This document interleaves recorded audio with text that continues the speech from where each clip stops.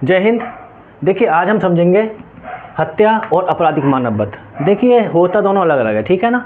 यानी कि मर्डर और कल्पेबल होमिसाइड, इन दोनों में अंतर क्या होता है, ठीक है। पहले हम समझेंगे पहले हत्या क्या होती है, आपराधिक मानववध क्या होता है, ठीक है। देखिए पहले एक लाइन यूज करी जाती है कि देखिए सभी आपराधिक मानववध में हत्या शामिल नहीं होती, ठीक है, लेकिन सभी हत्याओं में आपराधिक मानववध शामिल होता है।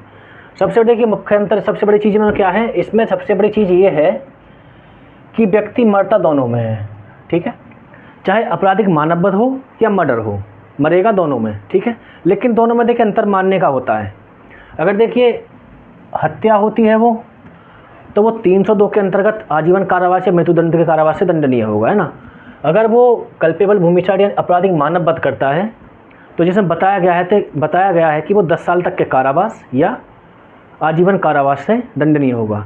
अगर वह मृत्यु उसने आशय पूर्वक नहीं करी है, ठीक है, तो वो सिर्फ 10 साल तक के कारावास से दंडनीय हो गए, जुर्माने से। अब देखिए हम समझेंगे हत्या कब होती है, आपराधिक मानववध कब होता है, ठीक है। पहले डालेंगे मानववध होता कैसे है। देखिए जब कोई व्यक्ति यानी इंसान, हमें इंसान की बात कर रहे हैं ना कि पशु पक्षी की, जब कोई इंसान किसी इंसान की मृत्यु कारित कर देता है तो वो मानववध कहलाता है, ठीक है। अब मान लीजिए कोई जानवर किसी व्यक्ति को मार डालता है तो मानववध कहलाएगा, क्यों नहीं कहलाएगा। लेकिन देखिए अभी आप एक छोटी सी कहानी बताता हूँ। आज से बहुत साल पहले की बात है, सन 1916 की बात है। अमेरिका में क्या हुआ था कि देखिए एक सर्कस था, एक सर्कस में हाथी, मतलब जरा खेल दिखाते जानवर। तो उस सर्कस में क्या हुआ था कि जो हाथी था, जिसका महावत होता है, जो उसको चलाता है, वो वहाँ से रिटायर हो जाता है, ठीक है। वहाँ पर फिर उसको हाथी को चलाने वाला नया पर्सन आता है। तो वो लोग क्या कहते हैं उसकी, मतलब उनका प्रदर्शनी दिखाने के लिए उन जानवरों को रोड पे ले जाते हैं, सर्कस वालों को। अब वहाँ पे क्या होता है कि देखिए हाथी किसी कारणवश अपना संतुलन खो देता है, भगदड़ मच जाती है, ठीक है, जिसके कारण उसका जो महावत होता है वो नीचे गिर पड़ता है और हाथी के द्वारा मारा जाता है। तो देखिए वहाँ पे पब्लिक की एक का डिमांड होती है कि इस हाथी को फांसी दे दी जाए, मार दिया जाए, और जो सर्कस का मालिक है उसको भी मार दिया जाए, ठीक है। अब वहाँ देखिए पब्लिक की मांग को देखते हुए सर्कस का मालिक क्या करता कि उस हाथी को, ठीक है, ये कहानी है देखिए 13 सितंबर 1916 की बात है, और हाथी का नाम होता मैरी। ये पहली घटना थी जब हाथी को फांसी पर लटका के मारा गया था बीच चौराहे पर, यानी कि क्रेन पर लटका के, ठीक है। लेकिन क्या ऐसा कोई कानून है कि जानवरों को दंडित किया जा सके? तो देखिए भारत में ऐसा कोई कानून नहीं है कि किसी जानवर के द्वारा किसी व्यक्ति को मार दिया जाता है तो उसको दंडित किया जा सके, ठीक है। क्योंकि आईपीसी में देखिए मानववध कब माना गया है, आईपीसी मानववध जब माना गया है जब किसी मानव प्राणी के द्वारा मानव प्राणी की मृत्यु की जाती है, ना कि किसी जानवर के द्वारा। अगर आपको किसी हाथी ने, कुत्ते ने, बंदर ने, बिल्ली ने या शेर ने किसी ने मार दिया तो उसके ऊपर ना तो कोई मुकदमा चल सकता, ना ही वो आपराधिक मानववध होगा, ठीक है। क्यों? क्योंकि देखिए जानवर अलग होते हैं, उनका कोई इंटेंशन नहीं होता, उनकी प्रवृत्ति ही आदमी को मारने की है, जो खुंखार जानवर आपके होते हैं, ठीक है। लेकिन देखिए जानवर भी आप पर हमला नहीं करता, आप पे जानवर मारता है तो आप जानवर के एरिया में खुद जाते हैं, ना कि जानवर आपके एरिया में आता है, ठीक है। तो देखिए आपने ये समझ लिया होगा कि मानववध होता कैसे। मानववध कब होगा? जब एक प्राणी के यानी मानव प्राणी, हम मनुष्य की बात कर रहे हैं, एक मानव प्राणी के द्वारा दूसरे मानव प्राणी को मार दिया जाएगा तो जब भी मानववध कहलाएगा, ठीक है। या किसी जीव जंतु के द्वारा किसी व्यक्ति को मारा जाता है तो मानववध नहीं कहलाएगा, ठीक है। ये तो हुआ मानववध, ठीक है। ये क्या हुआ? मानववध हुआ ये। तो इसके लिए 2 पर्सन यानी कि 2 व्यक्ति होने चाहिए, ठीक है। यानी एक ने एक को मारा हो जब दूसरा। अब देखिए मानववध क्या हमेशा विधि विरुद्ध होता है? तो देखिए इस बात को भी जानेंगे। देखिए हमेशा मानववध विधि विरुद्ध नहीं होता। कैसे नहीं होता? देखिए अब मान लीजिए इसमें 2 नियम, 2 चीज़ दी गई हैं, ठीक है। फर्स्ट क्या दी गई है? फर्स्ट दी गई है विधि विरुद्ध, ठीक है, और दूसरी ये विधि विरुद्ध नहीं है, ठीक है। अब देखिए पर्सन दोनों में मर रहा है, लेकिन यहाँ पे क्या बोलते हैं? विधि विरुद्ध होगा, यानी कि मर्डर या आपराधिक मानववध कल्पेबल होमिसाइड माना जाएगा। और लेकिन यहाँ नहीं माना जाएगा। यहाँ कब नहीं माना जाएगा? देखिए जैसे आप पढ़ते हैं 76 सेक्शन 76 से 106, जहाँ जनरल एक्सेप्शन दे रखे हैं, ठीक है।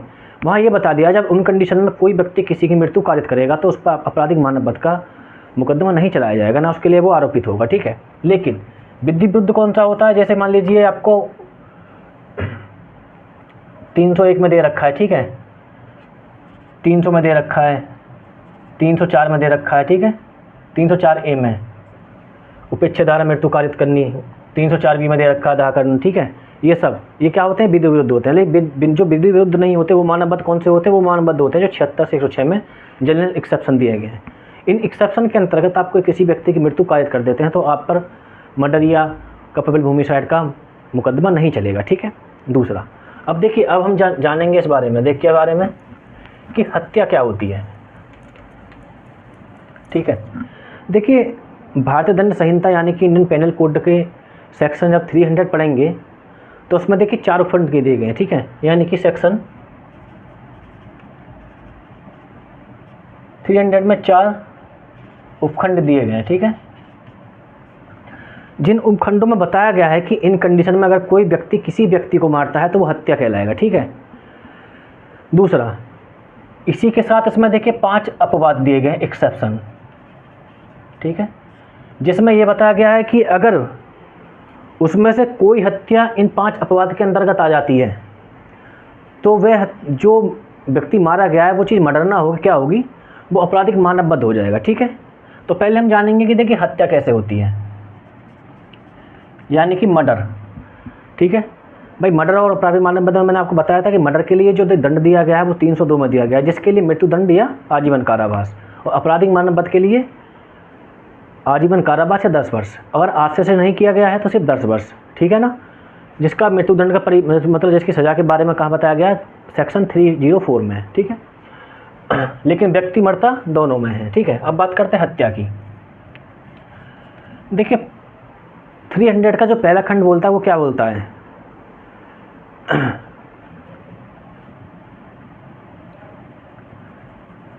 देखिए हत्या से पहले हम चीज़ें समझेंगे, ठीक है, आपराधिक मानवबद्ध के बारे में। देखिए आपराधिक मानवबद्ध होता क्या है, ठीक है। अभी तो हमने मानवबद्ध समझा था, अब समझेंगे हम आपराधिक मानवबद्ध, ठीक है। देखिए आपराधिक मानवबद्ध प्रत्येक हत्या में शामिल होगा, लेकिन प्रत्येक आपराधिक मानवबद्ध में हत्या शामिल नहीं होगी, ठीक है। आपराधिक मानवबद्ध होता क्या है, देखिए ये होता है जब कोई व्यक्ति किसी व्यक्ति की मृत्यु कारित करने के आशय से, ठीक है, या ऐसी क्षति कारित करने के आशय से जिससे मृत्यु कारित होना संभाव्य है, यानी मृत्यु हो सकती है, ठीक है, या यह ज्ञान रखते हुए यह संभाव्य है कि वह उस कार्य से मृत्यु कर सकता है, तो उस कंडीशन में क्या होगा, आपराधिक मानवबद्ध होगा, ठीक है। पहला, इसमें देखिए 5 चीज़ें बता दी गई। पहली चीज़ क्या बताई गई, किसी व्यक्ति की मृत्यु, ठीक है। दूसरी क्या बताएगी इसमें जो दूसरी चीज़ बताई गई आपको ये बताई गई है कि जो मृत्यु की गई है वो किसी कार्य द्वारा की गई है, ठीक है। तीसरा क्या है, जो कार्य किया गया है, ठीक है, नंबर 1 वो मृत्यु करने के लिए किया गया, ठीक है, मृत्यु कारित करने के लिए, ठीक है। दूसरा, शारीरिक क्षति कारित करने का आशय से किया गया, ठीक है। कार्य इस ज्ञान के साथ किया गया है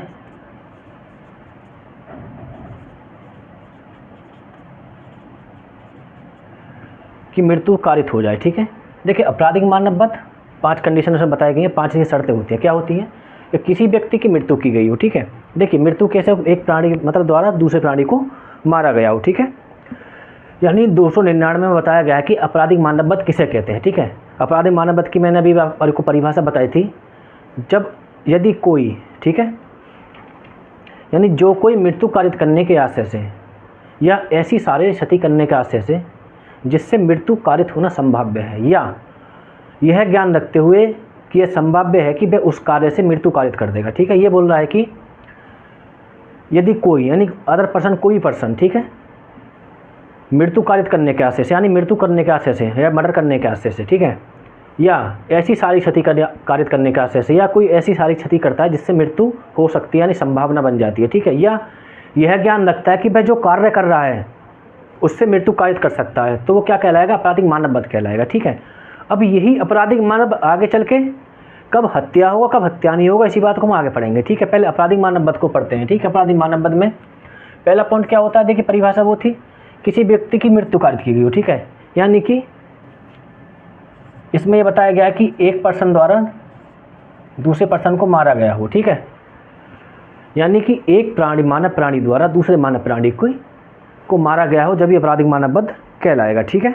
लेकिन जब आप 299 पढ़ेंगे तो उसमें 299 में उसका एक स्पष्टीकरण दे रखा है, ठीक है। स्पष्टीकरण 3, जो 299 का स्पष्टीकरण 3 है वो ये बताता है कि यदि देखिए जो शिशु माँ के गर्भ में आ गया है, ठीक है, अगर, क्योंकि देखिए 299 में स्पष्टीकरण में ये बात स्पष्ट कर दी गई है कि माँ के गर्भ में आए शिशु को मानव प्राणी नहीं माना जाएगा। लेकिन यानी कि जो गर्भ में शिशु है उसको मानव नहीं माना जाएगा, है ना। लेकिन इसमें कंडीशन लगा दी गई, क्या, अगर उसका कोई अंग गर्भ से बाहर निकल आया है, ठीक है, तो उसको मानव प्राणी माना जाएगा, चाहे उसने सांस नहीं लिया हो, ठीक है ना। यानी कि स्पष्टीकरण 3 स्पष्ट कर देगा कि माँ के गर्भ में आया शिशु मानव प्राणी के अंतर्गत नहीं आएगा। लेकिन उस शिशु का कोई अंग माँ के गर्भ से बाहर निकल आया है तो वो प्राणी शब्द के अंतर्गत आ जाएगा, ठीक है। तो देखिए उसके लिए पहला कंडीशन क्या आती है कि किसी व्यक्ति द्वारा किसी व्यक्ति की मृत्यु कारित होना आवश्यक है, ठीक है। दूसरा, जो मृत्यु कारित की गई है, ठीक है, वो किसी कार्य द्वारा की गई हो, ठीक है। यानी कि किसी व्यक्ति को किसी कार्य के द्वारा मारा गया हो, ठीक है। अब देखिए कार्य शब्द के अंतर्गत बहुत चीज़ें आती हैं, ठीक है, जिसको हम आसान शब्दों में स्पष्ट नहीं कर सकते, ठीक है। क्योंकि देखिए व्यक्ति को बहुत तरीके से मारा जा सकता है, जैसे उसको भूखा रखकर, उसको जहर देकर, पानी में डुबोकर, ठीक है ना, या अन्य प्रकार से जैसे भी करके उसको मारा जा सकता है, ठीक है ना। तो उसमें ये बताया गया है कि जब व्यक्ति की जो मृत्यु कारित की गई है वो किसी कार्य द्वारा की गई हो, ठीक है। यानी कि मृत्यु कारित करने के लिए कोई कार्य किया गया हो, या उसे भूखा रखकर मारा गया हो, जहर देकर मारा गया हो, डुबोकर मारा गया हो, या कैसे भी करके मारा गया हो, ठीक है। अब देखिए कोपेबल होमिसाइड में तीसरी शर्त क्या होती है, जो कार्य हम कर रहे थे वो कार्य हमको मृत्यु कारित करने के आशय से ही करना चाहिए, ठीक है। जो हमने कार्य किया है वो इसलिए किया है कि इससे मृत्यु किसी की हो जाए, यानी किसी का मर्डर हो जाए, ठीक है। यानी कि जो कार्य हम कर रहे थे वो मृत्यु कारित करने के आशय से ही किया गया है, ठीक है। कैसे, देखिए मान लीजिए कोई व्यक्ति है, ठीक है, अगर कोई पर्सन है, मान लीजिए इसका मैं आपको एग्जांपल बताता हूँ। पहले एक सिंपल सा एग्जांपल सुन लीजिए। मान लीजिए मैं कोई ऐसा कार्य कर रहा हूँ जिससे मृत्यु कारित हो जाएगी, ठीक है। कैसे, मान लीजिए कोई व्यक्ति चल के आ रहा है, ठीक है, मैंने रास्ते में क्या किया कि एक बिजली का तार बिछा दिया, या कोई आदमी यहाँ से गुजरेगा तो इस बिजली का करंट लगने से उसकी मृत्यु हो सकती है, ठीक है।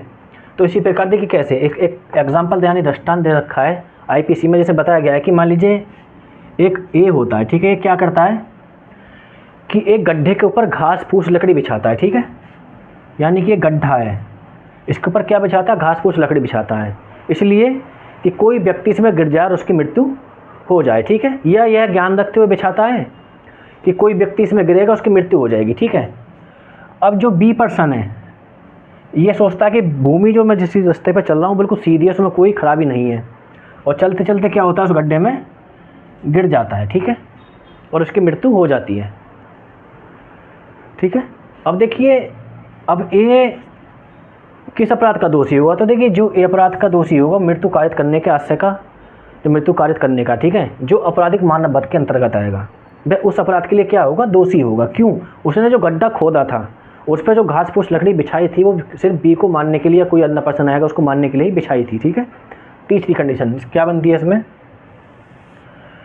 जो वो कार्य कर रहा था वह ऐसी शारीरिक क्षति कारित करने के आशय से कर रहा था जिससे कि उसकी मृत्यु हो जाए या मृत्यु होना संभावित हो, ठीक है। जैसे मान लीजिए कोई व्यक्ति किसी व्यक्ति को ऐसी शारीरिक क्षति पहुंचाता है जिससे उसकी मृत्यु कारित होना संभावित हो जाती है, ठीक है।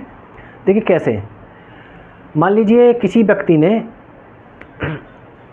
एक कोई सामान लिया या कुछ भी लिया, ठीक है, और उसने क्या किया कि उस व्यक्ति को उससे थोड़ी हल्की चुई चोट पहुंचाई, ठीक है। जैसे मान लीजिए उसने आपके सब्जी काटने वाला चाकू है, आपने उस चाकू को लिया, ठीक है, और किसी के पेट में मार दिया, अब उस व्यक्ति की क्या होगी, मृत्यु हो गई, ठीक है। तो देखिए यहाँ पे ये मर्डर नहीं माना जाएगा, क्यों, यहाँ पे आपराधिक मानव वध माना जाएगा, ठीक है। क्यों माना जाएगा, क्योंकि देखिए एक चक्कू का प्रहार है सब्जी वाले का, यहाँ जो प्रहार कर दिया, ठीक है, उससे मृत्यु कारित होना संभाव्य नहीं है, लेकिन उसकी मृत्यु हो जाती है तो वो आपराधिक मानव वध के अंतर्गत चला जाएगा। देखिए यहाँ पे एक कंडीशन और आती है, यहाँ पे हथियार की मतलब यहाँ बोला गया था कि देखिए हथियार को भी देखना आवश्यक है, ठीक है ना, क्योंकि मान लीजिए आपके द्वारा पहुँचाई गई सारी क्षति ऐसी थी जिससे मृत्यु कारित होना संभाव्य नहीं था, लेकिन मृत्यु हो जाती है, तो ठीक है ना, उस कंडीशन में कहाँ जाएगा, उस कंडीशन में जो जाएगा ये आपराधिक मानव वध के अंतर्गत जाएगा, ठीक है।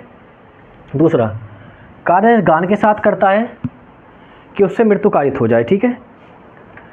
कि देखिए कैसे, अब इसको एक एग्जांपल से समझाता हूँ मैं। मान लीजिए ए है, ठीक है। अब ये क्या करता है, ए को पता है, क्या पता है कि जो बी है ये एक झाड़ी के पीछे बैठा है, ठीक है। किसको पता है, ए को पता है कि बी एक झाड़ी के पीछे बैठा है, ठीक है।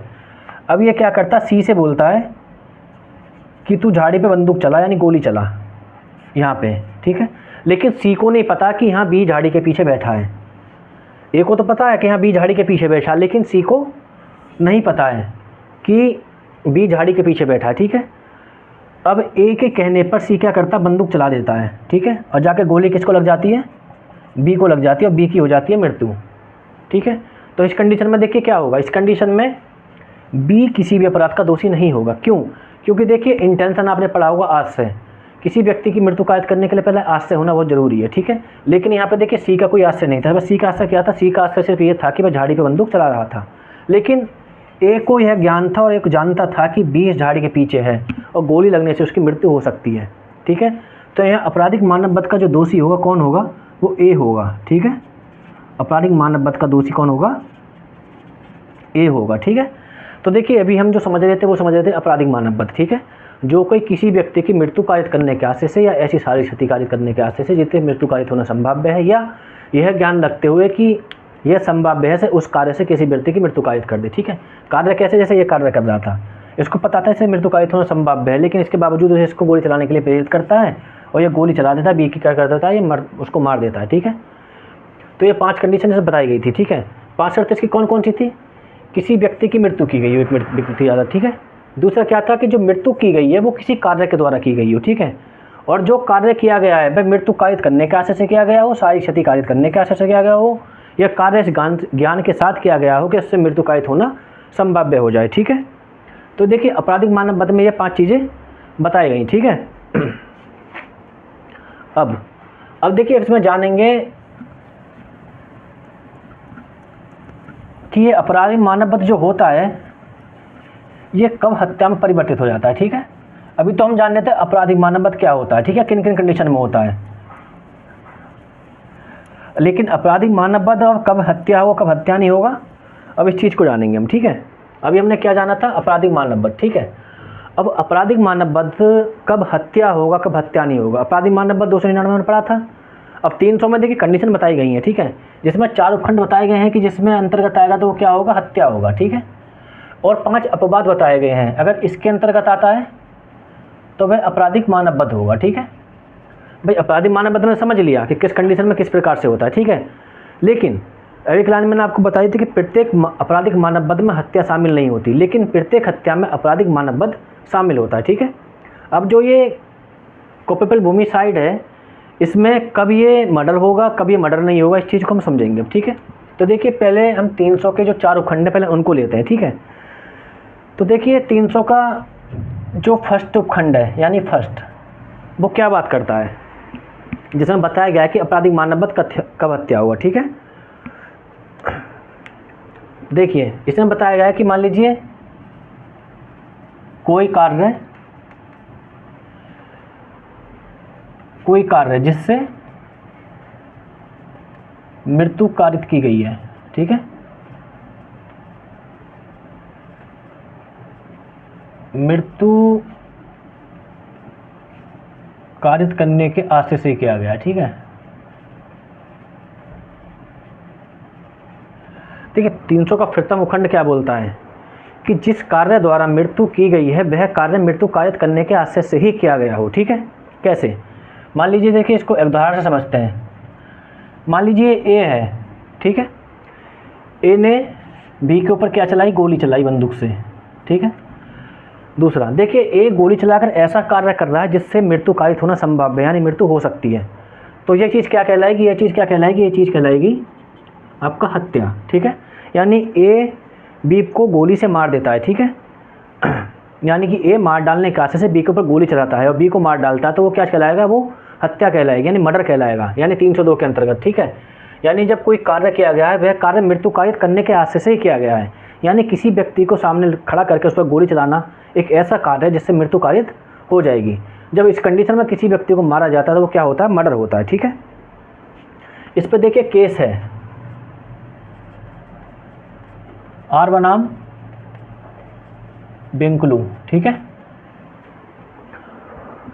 देखिए इस केस में क्या था, इस केस में ये था कि देखिए इसमें एक व्यक्ति था, ठीक है। एक व्यक्ति इसमें क्या कर रहा था,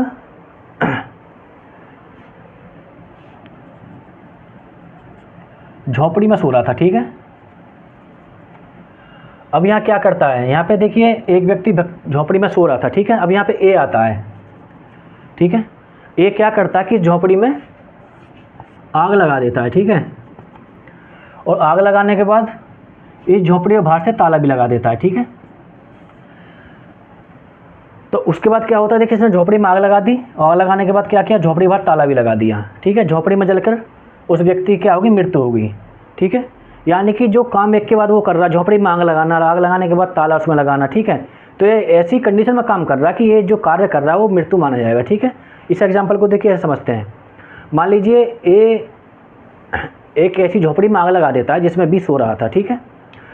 और वह आग लगाने के बाद उसमें ताला लगा देता है, ठीक है। ताला इसलिए लगा देता है कि बी के द्वारा मदद मांगने पर भी उसको कोई मदद ना दे सके, ठीक है। ए के द्वारा जो कार्य किया जा रहा है वह इस तरीके से किया जा रहा है एक के बाद कि उससे मृत्यु कारित होना संभाव्य है, यानी मृत्यु हो ही जाएगी, ठीक है। जब इस कंडीशन में कोई कार्य किया जाता है तो वह कार्य क्या माना जाएगा, वो कार्य मर्डर यानी कि हत्या माना जाएगा, ठीक है। ये था 300 का प्रथम उपखंड, जिसमें बताया गया है कि जब कार्य मृत्यु कारित करने के आशय से किया गया हो तो वह हत्या कहलाएगा, ठीक है। अब देखिए इसका दूसरा उपखंड क्या बात करता है। इसका दूसरा उपखंड बात करता है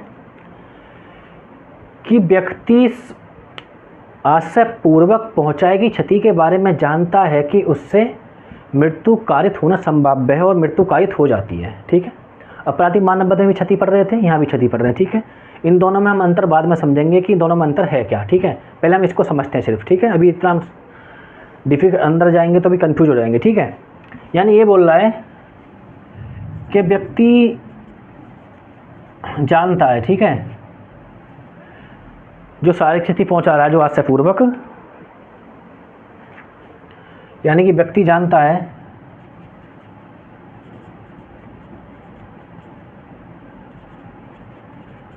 आशय पूर्वक पहुंचाई क्षति के बारे में जानता है कि वह कार्य ऐसा है जिससे मृत्यु कारित होना संभाव्य है और मृत्यु कारित हो जाती है, ठीक है। देख कैसे, देखिए इसको भी ऐसे समझते हैं हम एग्जाम्पल से, ठीक है। मान लीजिए ए है, ठीक है, और ये बी है। अब बी क्या है, बीमार है, ठीक है। बी को बीमारी क्या है कि बी की जो तिल्ली है, तिल्ली होती है ना, ये बड़ी हुई है, ठीक है। यानी कि जो स्प्लीन होती है ये क्या हुई है, बड़ी हुई है। अब ए को इस बात की जानकारी है, क्या जानकारी है कि ए की तिल्ली बड़ी हुई है। इस जानकारी के बावजूद क्या करता है, वह इस पर अपने मतलब मुट्ठी बांध कर तेज प्रहार करता है कि उस प्रहार से जो बी की तिल्लियाँ होती हैं वो फट जाती हैं, जिससे उसकी वहीं मृत्यु हो जाती है, ठीक है।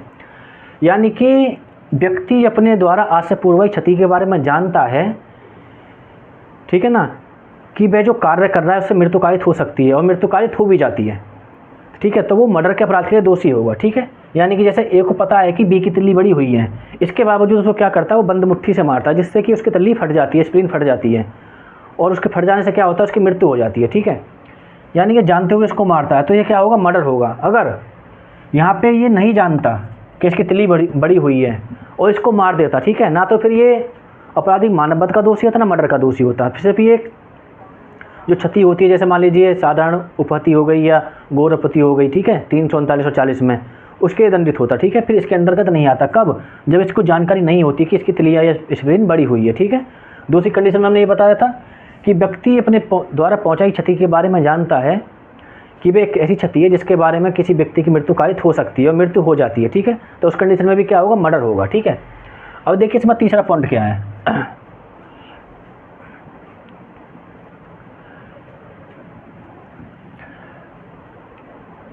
देखिए यदि वह व्यक्ति किसी व्यक्ति को ऐसी शारीरिक क्षति कारित करता है, ठीक है, वह व्यक्ति यानी कौन व्यक्ति, जो मार रहा है, किसी अन्य व्यक्ति को ऐसी शारीरिक क्षति कारित करता है जिससे मृत्यु कारित होना संभाव्य है, ठीक है, और वह क्षति प्रकृति के मामूली उपक्रम में ऐसी है कि जिससे मृत्यु कारित होना संभाव्य है और मृत्यु हो जाती है, ठीक है। यानी कि जब कोई व्यक्ति किसी व्यक्ति को ऐसी शारीरिक क्षति पहुंचाता है, ऐसी शारीरिक क्षति जिसका आशय प्रकृति के मामूली अनुक्रम में मृत्यु कारित करने के लिए पर्याप्त है, तो वह व्यक्ति मर्डर के लिए यानी हत्या के लिए दोषी होगा, ठीक है। ये कैसे, देखिए, यानी क्षति ऐसी होनी चाहिए जो प्रकृति के मामूली उपक्रम में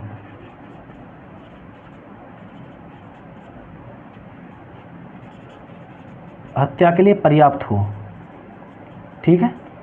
कैसे, देखिए, मान लीजिए ए है, ठीक है। अब ये क्या करता है, एक तलवार से बी के पेट में घाव कर देता है, यानी बी के पेट में इसको घूस देता है, ठीक है। कुछ हुआ है, यानी कि ए बी के पेट में तलवार घुस देता है, ठीक है, यानी तलवार के पेट पे मतलब उसे क्या करता है, घाव कर देता है, ठीक है। जिससे क्या होता है कि बी की, इसने तलवार इसको पेट में घोंप दी, जिससे क्या हुआ, बी की मृत्यु हो गई, ठीक है। लेकिन देखिए तलवार घोंपना एक ऐसा काम है, मतलब प्रकृति के मामूली उपक्रम में, ठीक है, ये ऐसा कार्य है जिससे मृत्यु कारित हो जाएगी। किसी की पेट में आपने तलवार घुस दी, ठीक है, तो इसी बारे में बात करता है कि देखिए क्षति ऐसी होनी चाहिए जो प्रकृति के मामूली उपक्रम में हत्या के लिए पर्याप्त हो, और एक व्यक्ति द्वारा दूसरे व्यक्ति के पेट में तलवार घुस देना एक ऐसा कार्य है जिससे मृत्यु कारित हो ही जाएगी, ठीक है। यानी कि ए ने बी के पेट में क्या किया,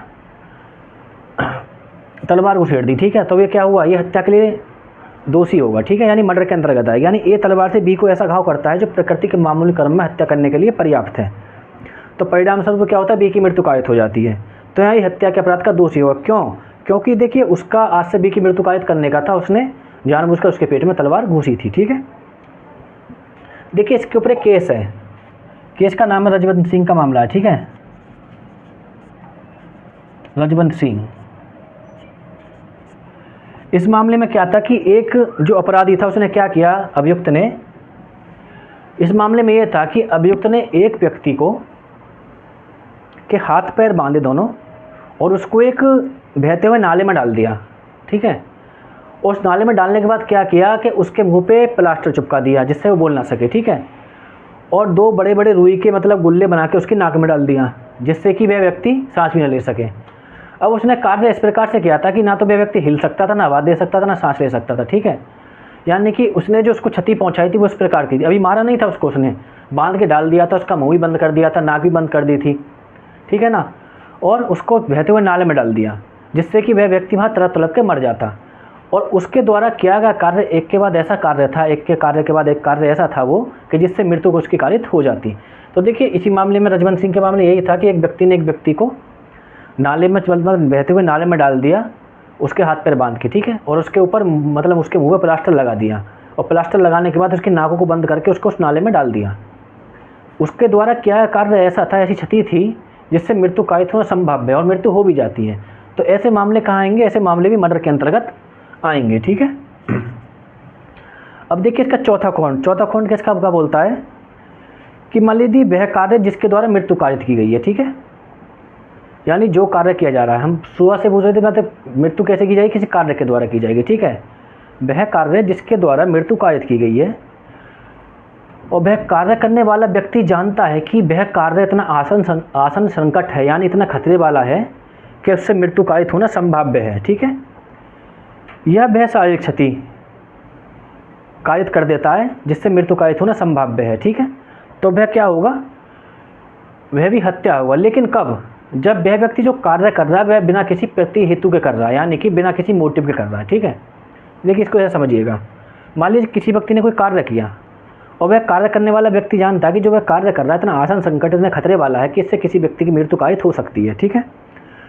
यह वह ऐसी या किसी को ऐसी क्षति पहुंचा देगा जिससे किसी व्यक्ति की मृत्यु कारित होना संभाव्य है, और वह वैसा बिना किसी प्रति हेतु के करता है, बिना किसी मोटिव के करता है, तो वो क्या माना जाएगा? मर्डर माना जाएगा। कैसे? मान लीजिए ए है, ठीक है। अब ये क्या करता है कि देखिए कहीं बहुत ज़्यादा भीड़ खड़ी है, कहीं मेला लग रहा है, ठीक है, और वहाँ पे जाके क्या करता है, वहाँ पे जाके बिना किसी मतलब के जाके फायरिंग कर देता है, ठीक है, और भीड़ में से जाके एक बंदे को गोली लग जाती है, ठीक है। अब देखिए भीड़ में उसका गोली चलाने का मकसद किसी को, एक पर्सन को मारने का तो नहीं था, ना उसकी किसी की दुश्मनी थी, लेकिन उसने बिना मोटिव के वहाँ जाके बंदूक चला दी और भीड़ में से एक पर्सन को मार दिया। तो यह कार्य क्या होगा? ये सेक्शन 300 का जो चौथा उपखंड दे रखा है, 4th, उसमें ये उसके अंतर्गत आएगा, ठीक है। उसके अंतर्गत क्या होगा? हत्या के अपराध के लिए जिम्मेदार होगा, ठीक है। तो देखिए इसमें एक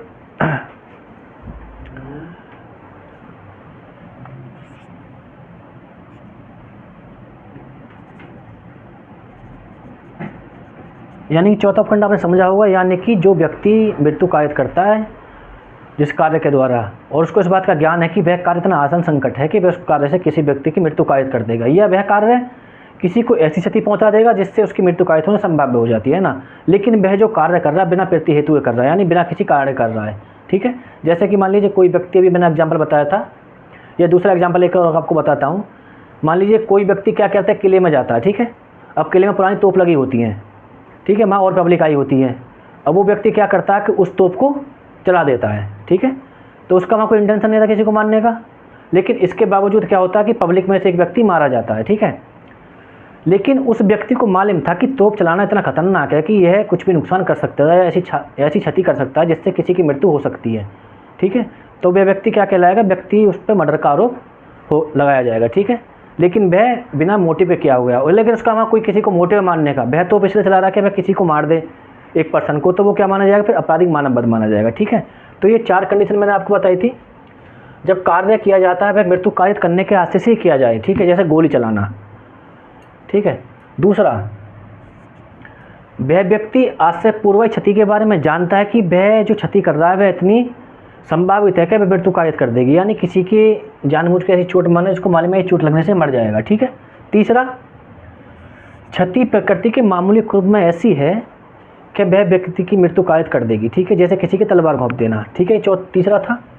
चौथा, वह कार्य जिससे मृत्यु कारित की गई है वह कार्य इतना आसन संकट है, कार्य करने वाला व्यक्ति जानता है कि वह कार्य किसी की मृत्यु कारित कर देगा, ऐसी क्षति कर देगा जिससे मृत्यु कारित होनी संभव है, ठीक है। जैसे मान लीजिए किसी पर तोप चला दी बिना मतलब के, तो वो क्या होगा? वो हत्या का अपराध होगा, ठीक है। लेकिन देखिए अब प्रति हेतु की बात आती है। अब प्रति हेतु के बिना चलाता है तो क्या होगा? बिना प्रति हेतु के चलाता है तो वह आपराधिक मानव वध होगा, ठीक है। इसके लिए एक केस है एम्परर धरजिया का केस, ठीक है। उस केस में क्या था कि एक पति पत्नी थे, पति पत्नी में झगड़ा हो जाता, पत्नी झगड़े उससे तंग आकर क्या करती है, अपने बच्चे को लेकर घर से निकल जाती है, ठीक है। अब उसका पति उसका पीछा करता है, और जब अपने पति को पीछे आते हुए वो देखती है तो वहाँ से वह तेज़ दौड़ती है। जब तेज़ दौड़ती है तो आगे जाके कुआं पड़ता है, उस कुएं में अपने बच्चे को लेके कूद जाती है, ठीक है। तो उस पत्नी को तो बचा लिया जाता है, लेकिन जो बच्चा होता है उसकी क्या होती है? मृत्यु हो जाती है, ठीक है। अब उस महिला पर हत्या का मुकदमा चलाया जाता है, ठीक है। क्यों? क्योंकि उसमें बताया जाता है कि जिसने जो कुएं में कूदी थी बिना प्रति हेतु के कूदी थी। लेकिन यहाँ पर सुप्रीम कोर्ट ने इस मामले में यह बोला कि यहाँ पे महिला के पास ऐसा रिस्क उठाने का, यानी ऐसी मतलब रिस्क उठाने का उसके पास मोटिव था। क्यों? क्योंकि उसका पति इसके पीछे पीछा कर रहा था, और पीछा करना उसके पास एक मोटिव था, इसलिए वह कुएं में कूदी थी। तो इसलिए उस पर हत्या का मुकदमा न चलाकर किसका होगा? आपराधिक मानव वध का अपराध होगा। अगर कोई कार्य प्रति हेतु यानी मोटिव के साथ किया जाता है तो वह आपराधिक मानव वध नहीं होगा।